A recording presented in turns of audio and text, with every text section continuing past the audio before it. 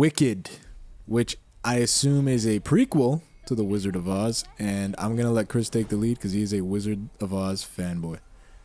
The Wizard of Oz. So that movie that came out, Jesus Christ, about 100 years ago. Have you guys ever seen Wicked, the stage play, or read the book, or heard about the book? No. I was too busy living my life, mate. So this book came out in 95, and it's basically like a different take on the books. So in the movies, the White Witch, Galinda, she's depicted as the baby face.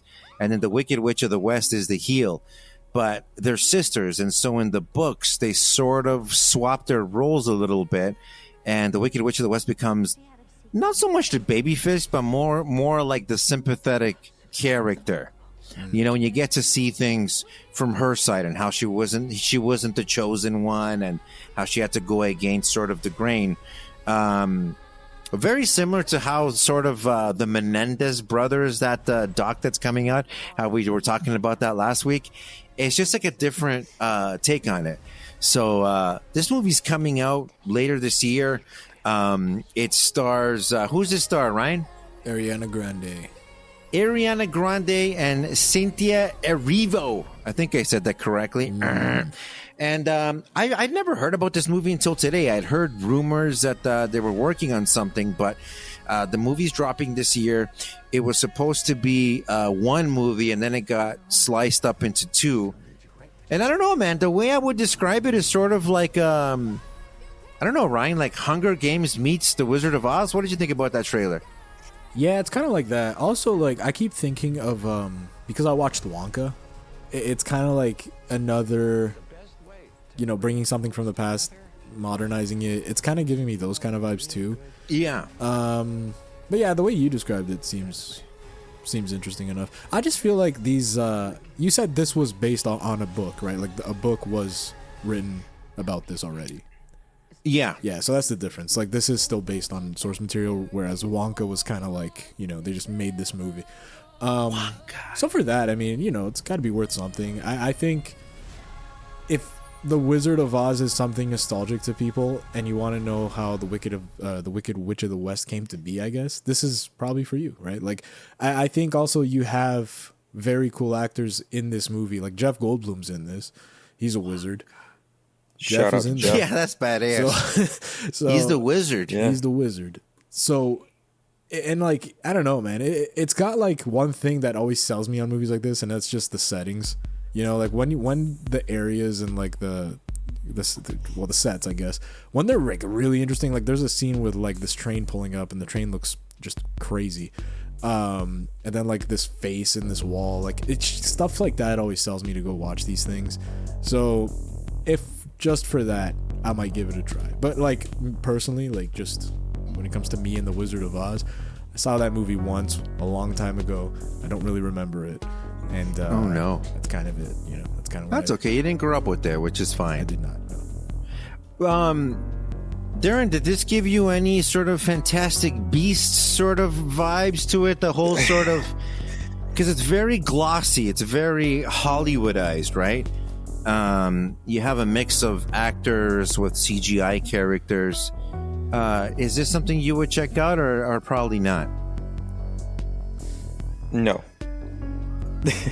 No, I knew you'd go there with a Fantastic Beast as well, and I was going to say earlier, I was like, well, fantasy movies don't really do it for me, and I'm like, well, I just fucking confessed to watching Fantastic Beasts, right? So, and I will be reviewing the second one later, so that's just gonna make me a piece of shit if I said that. But in all honesty, musicals aren't really my bag.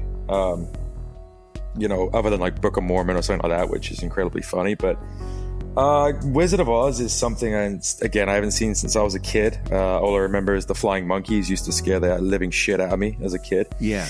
Give me umpteen friggin' nightmares. But, like, I do know the story. I recall it. But yeah, this one, as I see from the trailer, is the prequel. You know, Ariana Grande is kind of all dolled up, looking probably like 12 years old here in this one, I swear. But I guess, like, with the attention to detail, as you say, like with all the CGI characters and everything else and kind of all the visual stunning effects, it looks, appealing to those that actually are into this kind of stuff. So, kudos for them. Like, enjoy. But yeah, unfortunately, it's not really for me, musicals and all that shit. Yeah. South Park the musical was pretty top, to be fair. But that's Go ahead. kind of where I'm The at. premise is misunderstood because of her green skin. A young woman named FPOBA forges an unlikely but profound friendship with Galinda, a student with an unflinching desire for popularity. After an encounter with the Wizard of Oz, however, their lives begin to take very different paths. And it's got one of Ryan's favorite actors, Peter Dinklage. That's right. Now, you can imagine who he might be playing, but I would say you are wrong. He's actually playing the voice of Dr. Dillamont, who's a goat and a history professor at Shiz University. Ryan, $145 million budget. Will it make $145 million at the box office? Yeah, I think so. This is not going to be... I don't think this is a flop, man, because these properties always seem to do pretty well. This isn't Disney, right? No. So I feel like they're... Disney right now has the whole, woke conspiracy going against it. So I just feel like this is probably... it's clear and free from any of that, so as far as I know. And when you have the star power behind it like this does, it's bound to do well, right? Like Wonka did pretty well, and I think this is also going to do pretty well. It's got all the young up and comers, and well, I say up and comers, but most of them are established. But you know what I mean. They're still popular with kids, so I don't see it. I don't see why not. I don't see why it wouldn't do what it's supposed to do. Yeah. It's got all the uppercomers and Peter Dinklage. And Jeff Goldblum. And Jeff Goldblum's a fucking Jeff Goldblum, legend. Let's not leave out Jeff Goldblum. That should be good. That one's dropping November 18th in London. Yeah. Because you got to release it in London. Otherwise, it doesn't fucking count. Got to go to London. And then it releases on November 22nd in here in the United States or North America. And it's so it's a tough time because it's my sister's birthday around that same time. So again, no gifts this year. Instead, I will be going to see Wicked. I want to check this out. Yeah. Hopefully, it's good. But if it sucks, I'll be on here reviewing it either way. So I like the Oz world. I like books that take place in there, and I'm really fascinated by that world. I don't know. That movie just made an impact on me when I was a little boy watching it. So that world has always been near and dear to my heart, which is why I never go hard on the Harry Potter heads. It's like, dude, do you? I totally get it. But I like Oz. It looks a little too flashy and a little too, college school musical for me, but I'm willing to give it a chance, and I'll be checking it out November 22nd. Yeah, I always thought you were kind of a Narnia guy anyway, I saw the first Narnia.